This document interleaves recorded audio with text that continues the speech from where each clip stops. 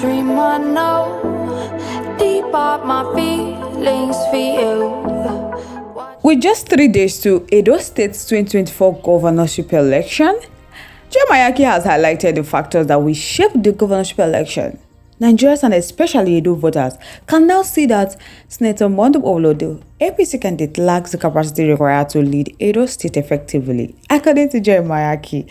Moving on after this, we have the Edo State gubernatorial election. The PDP candidate, Dr. Asi Hodalo, says he is in politics to convert his great ideas into transformative action for the people of Edo State. Alright, my wonderful people, thank you so much for joining us on today's wonderful news. If today is the first time of watching, kindly subscribe, like, comment, share.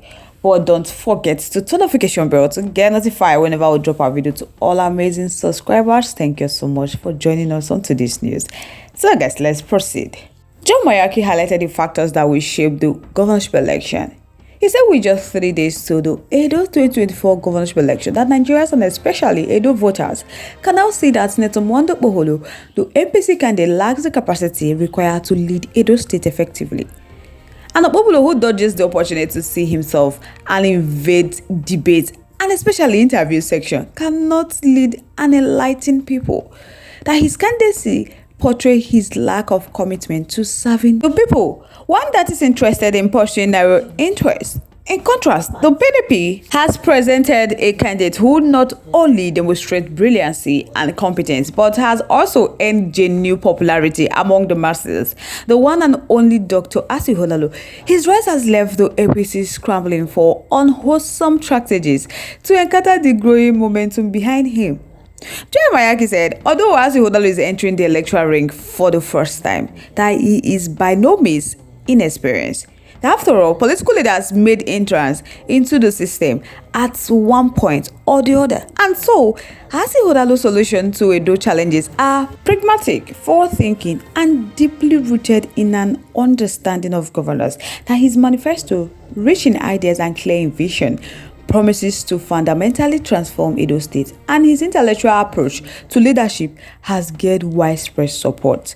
He does not shy away from public debate, an opportunity to express himself on TV, radio, newspaper interview, symposium, workshop, and such other platforms to showcase his plan, sell himself and the state. The key advantage of Asi Hodalo campaign is his choice of running mate, Mr. Osarodoje, widely regarded as a political tactician.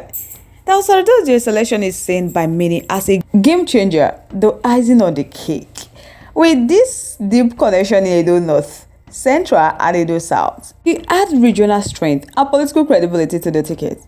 Osarodoje has his hands in the APC, PDP, Labour Party, among several other parties, but this hand is unseen. Together, Asi Hodalo and Osarodoje have shown remarkable energy and focus, leaving no corner of the state untouched by their vigorous campaigning. They have reached out to communities large and small, solidifying their presence and demonstrating that they are serious contenders in this election. Mayaki said Osarodoje is a quiet and unassuming operator, that he has made a greater impact in different corners than anyone could have expected. Through to the scriptures, he said Osarodoje doesn't let one hand know what the other hand is doing. For example, in Catholic faith, Osarodoje reportedly mobilized his friend to raise over 300 million for the construction of a Catholic church along Airport Road, just one of many examples of his philanthropic gestures. So another strategy, according to Mayaki, to win this Edo State governorship election, Asi Hodalo, is the influence of his wife, Mrs. Ifeyinwa Hodalo, on the campaigning trail.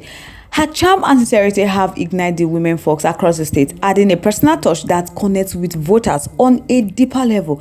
Her involvement has infused the campaign with a fresh, relatable appeal, further expanding Asi Hodalo's base of support. What really set Asi Hodalo apart is the substance of his vision for Edo State. His manifesto is not just a collection of lofty promises. It is a well-crafted roadmap that has won over intellectuals, technocrats, and progressive minds across the state.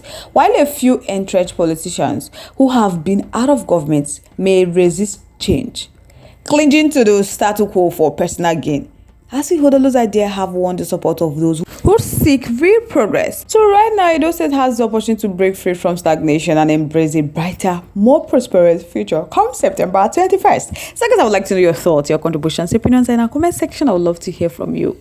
Moving on to the next one. The People Democratic Party in Edo State governorship election, as Wàhàla, popularly known as AI, has unveiled his strategy, vision, and insight on driving sustainable development and progress in Edo State. He said that the achievement of full state and local government policies, provision of food bank, promotion of made in Edo products, boosting internally generated revenue, and ensuring clean and healthy environment, among others, will define his tenure as Edo governor.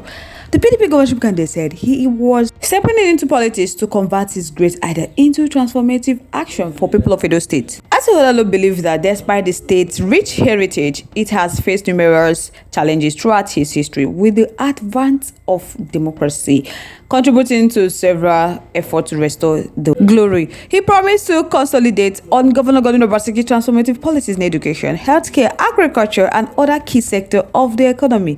Given the numerous social and microeconomic challenges we face in Nigeria today, that they cannot afford to grapple with their collective future and the destiny of the children by electing leadership that is incapable of addressing key developmental challenges with competency and vision.